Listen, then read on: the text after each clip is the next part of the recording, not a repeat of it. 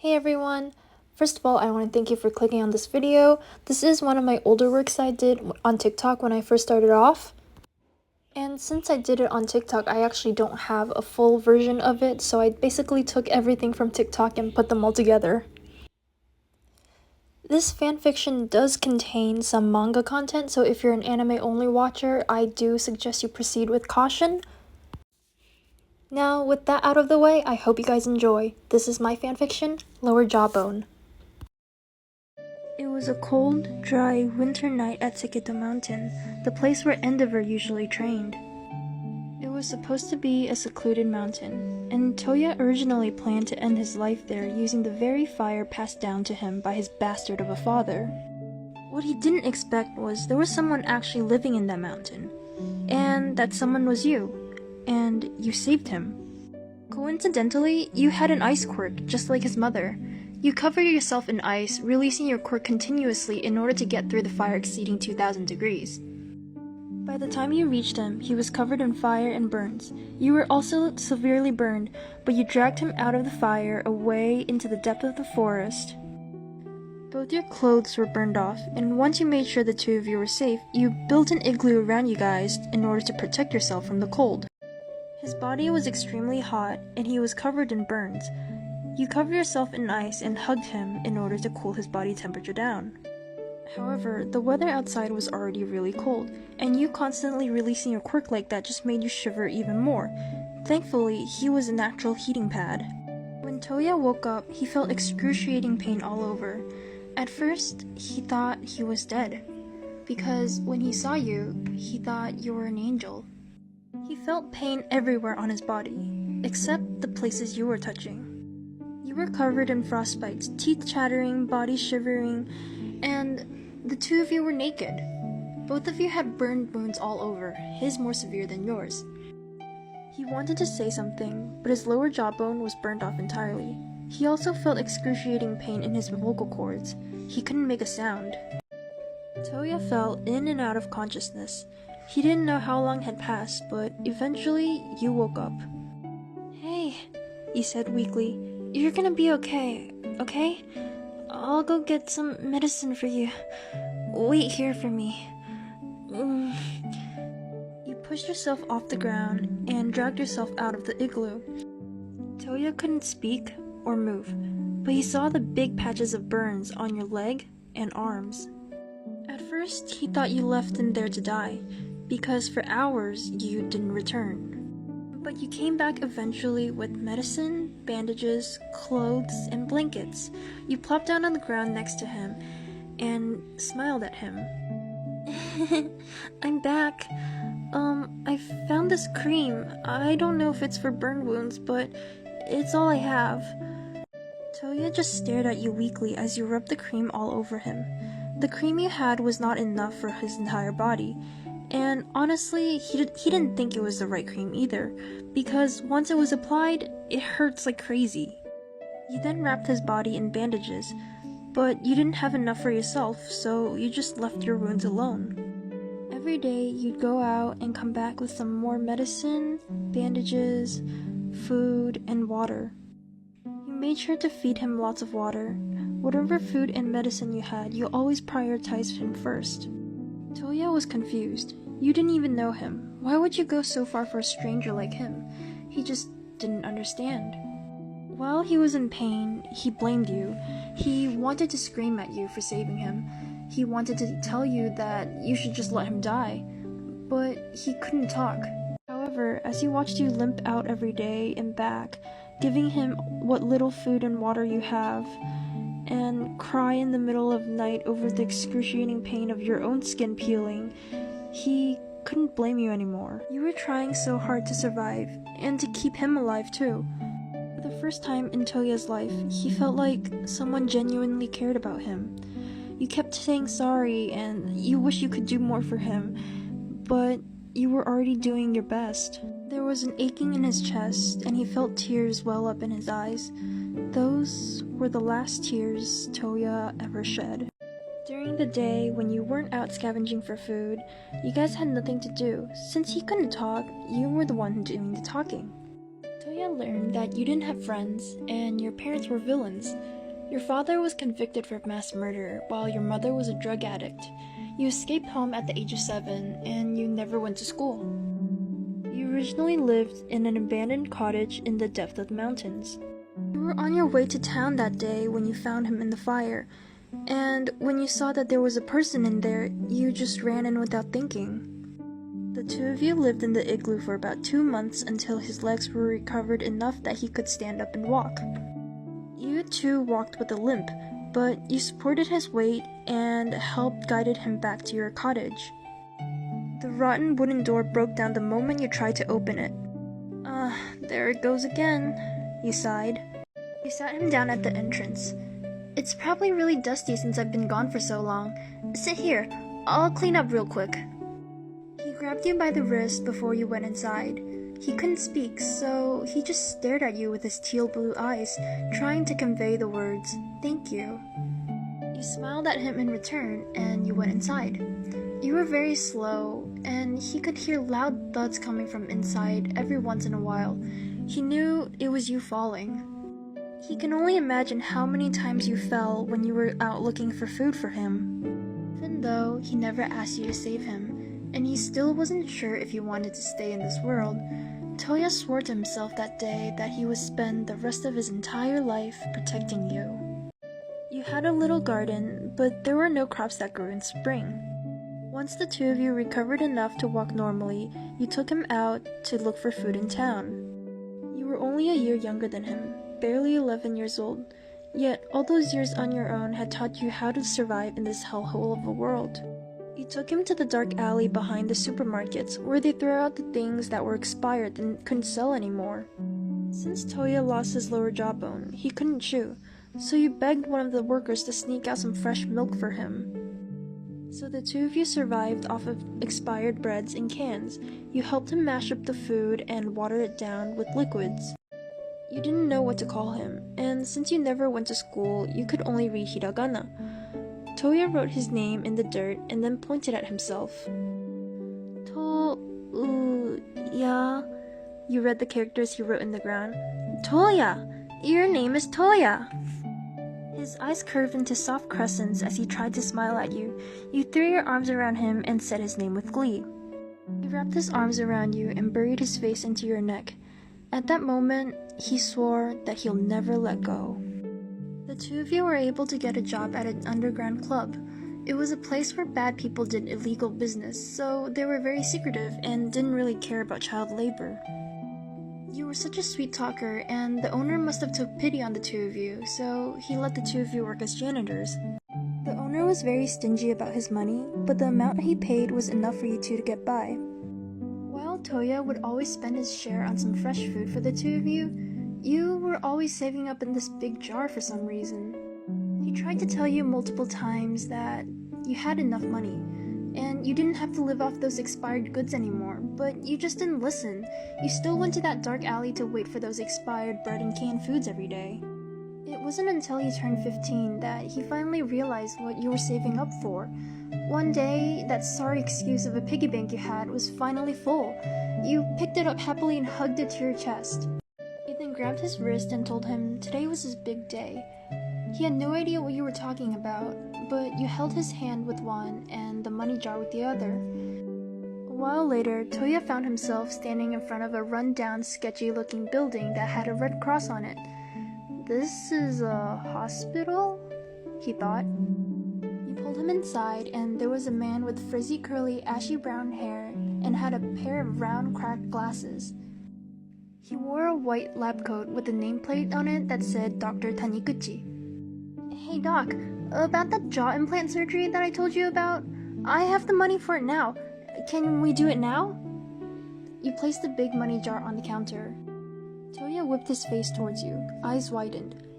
Jaw implant? Was that what you were saving up for?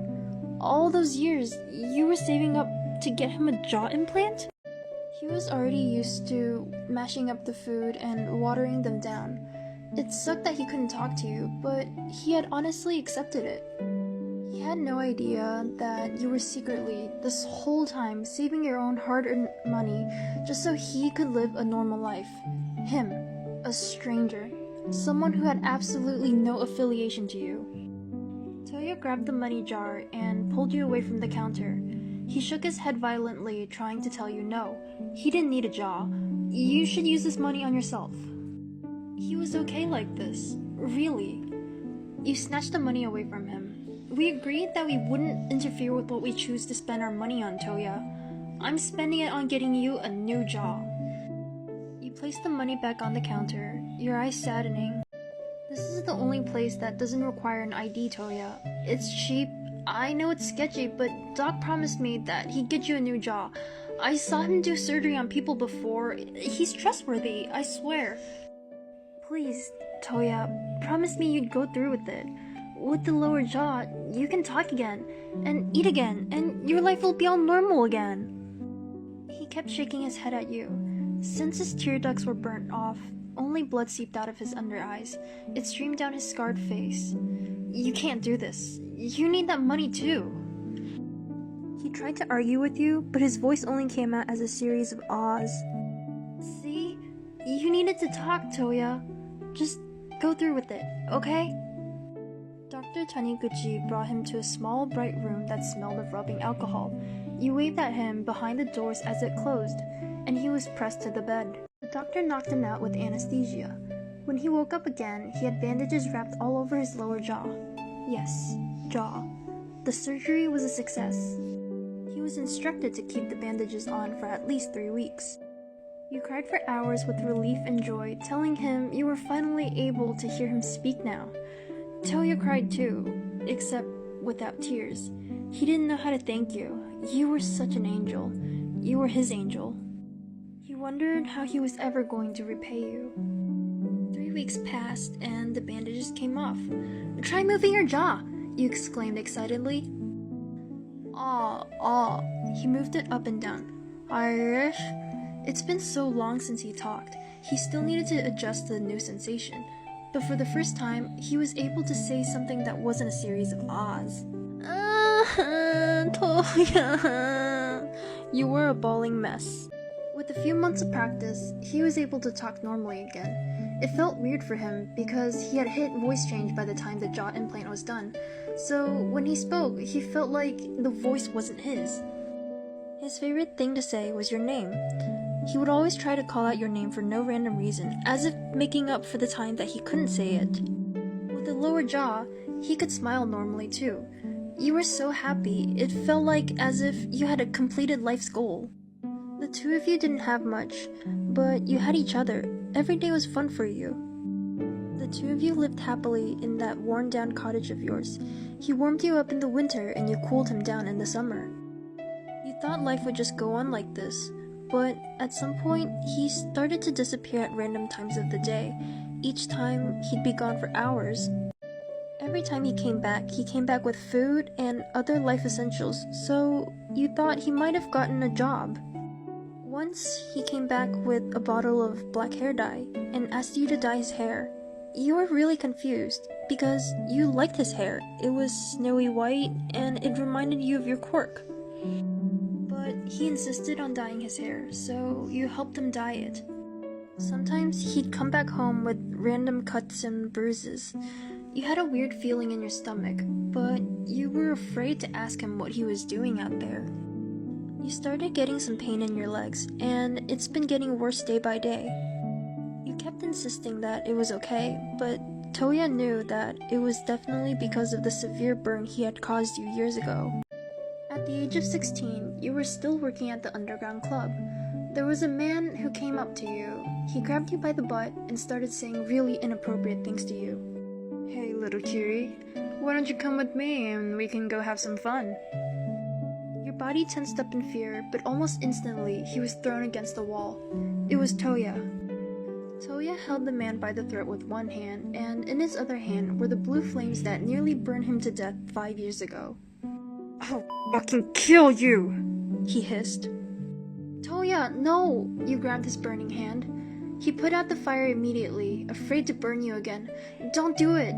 The two of you were fired on the spot. However, as you guys walked out of the club, a tall man in black called out to you guys. Hey, you two seem pretty capable. Wanna work for me? He asked. Toya stopped and turned towards the man, but you held him by the arm. You knew all those people in there were criminals, and you didn't want anything to do with them. Working as a janitor is one thing, but working for criminals is another. Toya, no, you pleaded softly. He looked at you with soft eyes and smiled reassuringly. Then he turned to the man and said, "We'll think about it." "Great, this is my business card. Come find me when you make up your mind." Once the man was gone, you shouted at Toya. "Toya, you can't! He's a criminal! We can't work for criminals!" "You can't, but I can." "What? No, you can't either!" you shouted. "We need the money, Ice Cube. Your leg has been getting worse by the day. I know you think you can just get by taking painkillers, but you need treatment. Proper treatment," he shouted. "It doesn't hurt, Toya. It really doesn't. I don't want you to work for bad guys. Please, promise me you won't do it," you pleaded. He cupped you by the face and pressed his forehead against yours. His beautiful teal orbs gazed into your eyes. You felt a hard thump inside your chest. What is this feeling? Your face started getting hotter as you attempted to pull away, but he held you there. "I'm sorry, Ice Cube. I need to do this. For you, and for me." He couldn't tell you about a certain man he had been plotting to kill. He knew you'd try to talk him out of it. You were just too kind. "You don't have to do this for me, Toya. Really, my leg is fine," you told him. "It's not fine, and we both know it. I can't see you in pain, Ice Cube. I really can't." "I love you," he whispered. "What?" you asked. Toya smiled softly. "I said I love you. I want to be with you. Forever. Always. I want to give you a normal life, just like how you've given me." He tilted his face and closed his eyes. You felt his chapped lips pressed softly against yours, and you stood still, wide-eyed. You froze in place. You didn't know what to do. You saw people do this before. They called it kissing, but you never really understood it. Toya moved his lips softly against yours. It felt really good. So you tried to mirror his movement, and you moved your lips against his. After a while, he pulled apart. "Ice Cube, do you love me?" he asked. I don't know. You were someone who grew up without love, so it was a foreign concept to you. Toya understood that, and he changed his way of phrasing it. "Do you want to be with me forever?" "Yes, I want to be with you forever, Toya. Just like the way we are now." Toya grinned. "That's love, Ice Cube. It's love. We're lovers. But, Ice Cube, I don't want to stay the way we are now. I want better. Better food, better housing. I don't want you to feel pain."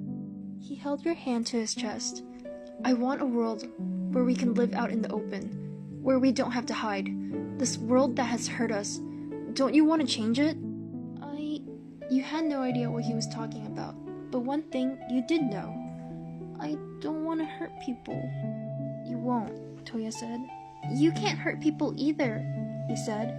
"Promise?" "I promise." He smiled guiltily at you, knowing he wouldn't keep the promise. Your eyes twinkled at him, and you were just so cute that he couldn't help but pull you in for another kiss. You were just so cute and clueless. He had to teach you everything from scratch. While working at the underground club, you just kept your head down and minded your own business. That's how you kept the job for all these years. But Toya was watching, and he was learning, and now he was teaching you. He taught you how to kiss, how to use tongue, and eventually, he taught you how to make love. Years passed. You worked multiple part-time jobs to get by. Toya originally went out to do business with that new boss of his, but after some time, he started doing business on his own. Every other day, he would come back with cash and food.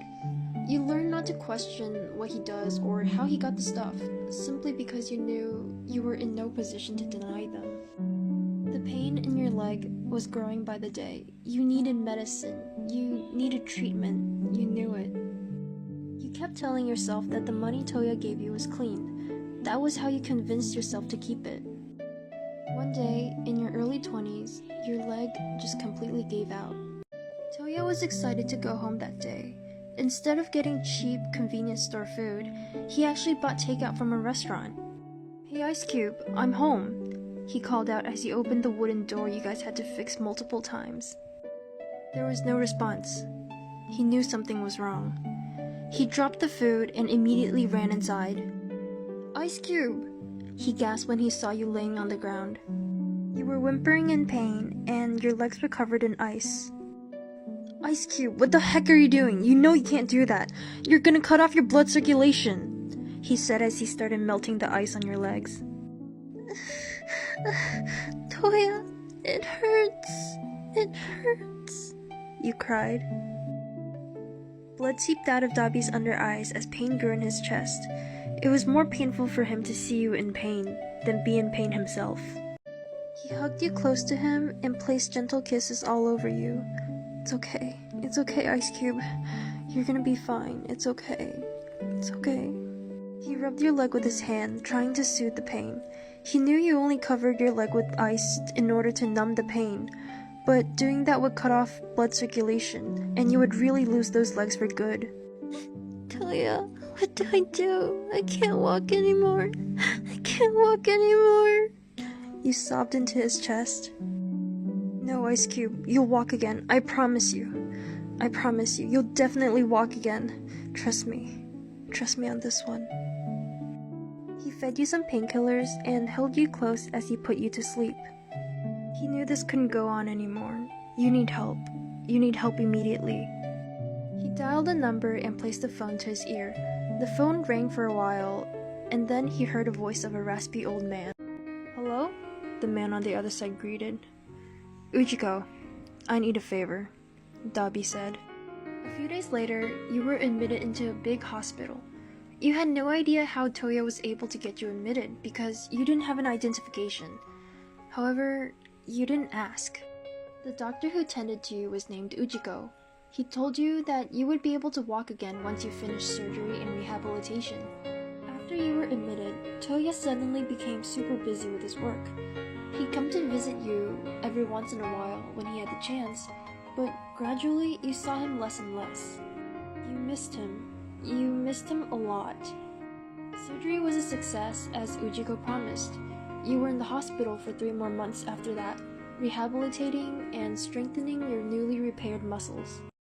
One day, when heroes started evacuating the hospital, you immediately knew something was wrong, and you knew it had to do with Toya. Despite never asking him, deep down, you knew he was affiliated with bad people, and he did bad things. As long as he promised not to hurt innocent people, you were okay with the things he potentially had to do to get by. However, you didn't know that the promise was long broken. The man who groped you in the club, he killed him. Your drug addict of a mother who beat you as a child, he burned her alive. Anyone who bullied the two of you as you guys were still trying to survive on the streets as little kids, he found them again and burned all of them. He made it a personal mission to kill every single person in this world that has wronged the two of you. Toya was confident that he hid everything from you. The things he did, the league he joined, everything. Yet, why were you here? You were supposed to be in the hospital, safe. So why were you in the midst of all the chaos? Sia, Hawks. He was just about to kill the winged hero, the one who just killed twice. Just as he was going to increase the temperature of his fire and incinerate him for good, a large glacier of ice formed between him and the winged man. His eyes widened for a split second, for he thought it was his little brother, Todoroki Shoto. That split second gave this teenage birdman just enough time to snatch Hawks and get out of there. Toya turned around and was about to throw fire at whoever messed up his plan, but his eyes widened when he saw you. You were still in that blue and white striped hospital gown, barefoot. He could see blood under your feet, probably from running over the sharp rocks and debris to get here. Why? How did you know? "Toya, please, stop this," you pleaded. "No more killing." At that point, you finally snapped out of your denial, and you faced the fact that you had guessed but never wanted to confirm. Toya was a murderer, a criminal, a villain. Behind you, man waved his knife. He probably thought you were a hero, and he was going to kill you. Don't fucking touch them! Toya blasted his fire at his comrade, and grabbed you by the arm, pulling you into his embrace so he could protect you from heroes and villains alike. Ice Cube, what are you doing here? Please, Toya, let's just go. My legs are fine now. Let's leave this place. If it's you and me, we can definitely survive out there. Just the two of us. You pleaded. You grabbed his shirt with both hands, clinging onto him for your dear life. Dabi's eyes softened at you. It's too late now, Ice Cube. I can't go back now. It's too late for him to let go of his hatred, to stop when he's this close to his goal. He had to do it. For him, for you. You shook your head. It's not too late. You knew it wasn't too late. With your power and his, you can get out of here easily. Escape to somewhere where no one can find you. Toya, please. He gazed into your beautiful watery orbs. He gently locked lips with you and placed his hands over your ears, as if trying to block out all the screaming and crying from your world. You deserve better. He'll give you better. You felt him push something into your mouth with his tongue. Once he made sure you swallowed it, he pulled away from your face. Sleep, my love. By the time you wake up, you will be in a changed world. He smiled gently at you, the smile you granted him, the smile he only showed you. Your head became hazy as your vision blacked. You fell limp into his arms, and you could no longer move a muscle. You weren't fully unconscious. You could still make out sounds, though they sounded muffled and staggered. While you were out, you could hear him talk. You heard him talk about his identity, his past, his abuse, and his sins. Everything he hid from you all these years, you heard it through that half-conscious state. Tears flowed out of your closed lids as you uncovered the dark secrets of the Hero Society. You were the one who gave him this chance. You were the one who helped him regain speech. You were the one who helped him tear down the society. You were the one who gave him that lower jawbone. Toya, stop. This isn't what I want. I just want to be with you. That's it. Please, Toya.